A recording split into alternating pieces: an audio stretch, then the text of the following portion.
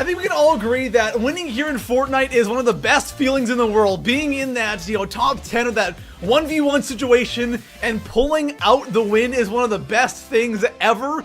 And it can be tough, though, to win in this game consistently. So if you're someone who is struggling to win in this game, today I'll be going over 5 things that you're probably doing wrong. And if you fix a couple of these things, I guarantee you'll see a lot more wins. Easy go.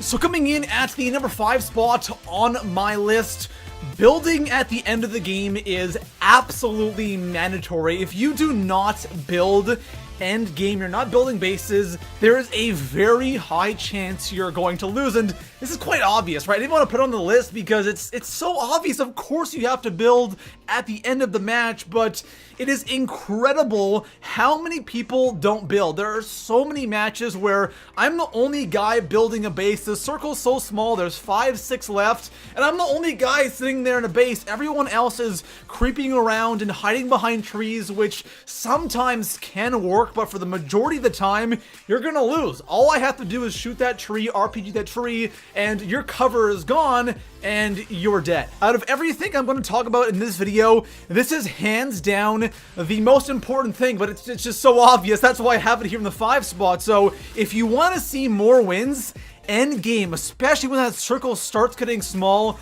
make sure you're constantly building bases. If you build and your base is outside the circle, move in the circle and build right away. Now, when it comes to end game, like there's only a couple people left, make sure you're building with brick or steel. Don't even, if you have to do wood, you can, but brick and steel is so much nicer than using wood. It gets destroyed so fast, especially there's RPG spam at the end, so make sure you have enough materials for the end game. But if you build more at the end of the game, I guarantee you're going to see a ton more wins. So coming in at the number 4 spot on my list, please don't hide behind trees. This is one of the most common things you see at the end game in Fortnite. It is unbelievable how many people hide behind trees, and it is literally suicide if you're gonna go and hide behind a tree, because when it gets down to me 5, 4, 3 people or 2 people left, and you're there hiding behind a tree while somebody else is in a base,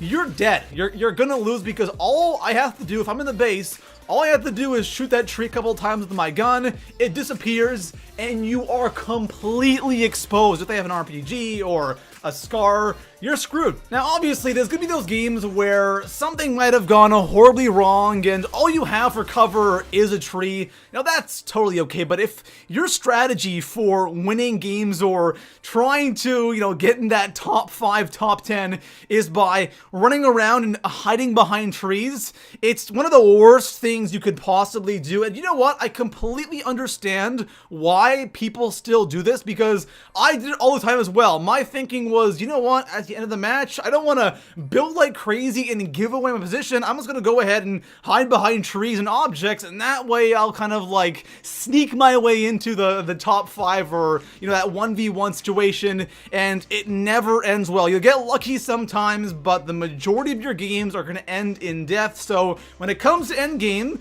don't hide behind trees and objects, just build and you'll win a ton more. So coming in at the number 3 spot on my list, rushing bases is a tricky thing in Fortnite. There's one way you should do it, and then there's one way that you shouldn't do it. The proper way, of course, is build up to the base and then just one pump the guy in the face, you're good to go. That's the ideal way of rushing a base here in Fortnite. Then there's another way that a lot of people love doing this, especially at the end of the match, is when they have nowhere else to hide, they will go to the bottom of your base and just sit there. This is something that I can completely relate to, because I used to do this all the time when Fortnite first came out. You always think that there's no way they'll notice that I'm down here, and sometimes you can successfully actually get there, but it doesn't take much for them to spot you, especially if they're looking down around the map. It's really easy to see if someone's sitting at the base of your base, and what a lot of people like to do is they'll successfully get to the bottom of your base, and then they'll start hitting down the walls, and it alerts you instantly,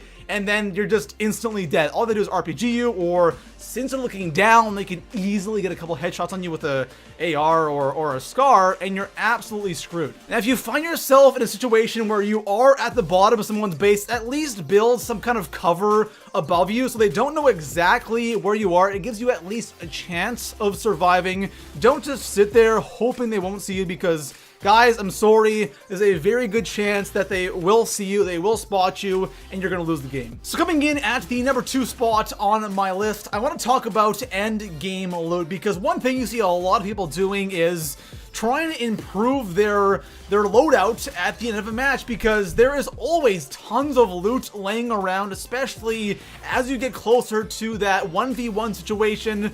There's just loot over the place. There's gold scars everywhere. There's chug jugs, shields, medkits, anything you would need. It is lying all over the map because people are kind of scared to go out. But those who do will go and try to improve their loadout, and they become easy targets. And this could be challenging because we all find ourselves in those matches where we don't really have the best loot, right? You're not going to get great loot every single game, and there are games where you're in that top 5 situation and you have a white AR or a green AR, and it's so tempting to go out and loot, but that's a really bad idea. I find that towards the end of the game, people are so crazy for loot, they'll actually run into the storm to get loot, and running into the storm at the end of the game is such a bad idea because it takes so much of your health so quickly, but people don't care. They will run right into the storm and they will take all that damage, maybe for some ammo or a SCAR, and of course sometimes you might be out of options and that's the only thing you can really do. But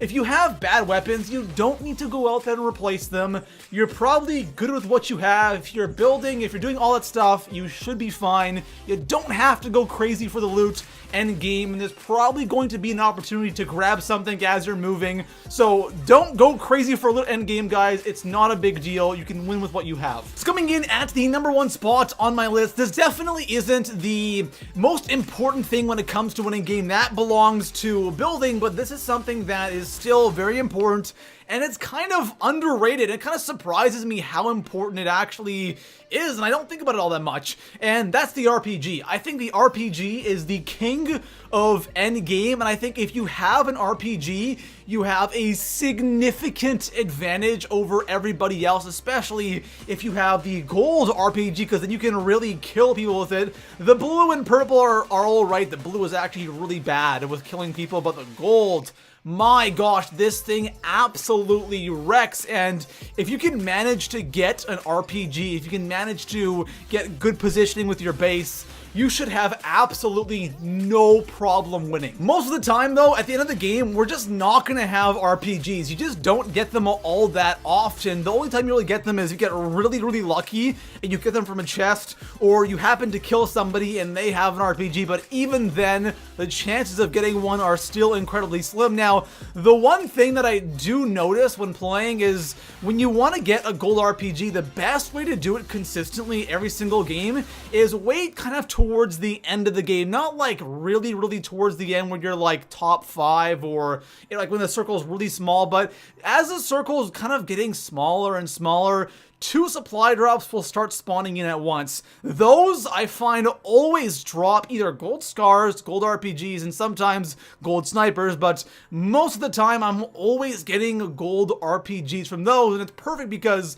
it's just before you really want to establish yourself in an area with your base, so you have time to do this if you want, but even then, it can be very, very tough. But if you do get one, again, it's so good, it's so powerful, and if you have that height advantage, you have that base, and you're raining down on people, you're just unstoppable. It's crazy powerful. So there we have it, guys. That is going to conclude today's top 5 video, and I really recommend following all these things if you're struggling to win. Again, the most important thing is building. If you build endgame, I promise you guys are going to get a ton more wins. Besides that, guys, if you haven't already, drop a like, subscribe for more Fortnite top 5s, and I'll see you guys in the next one. Peace out.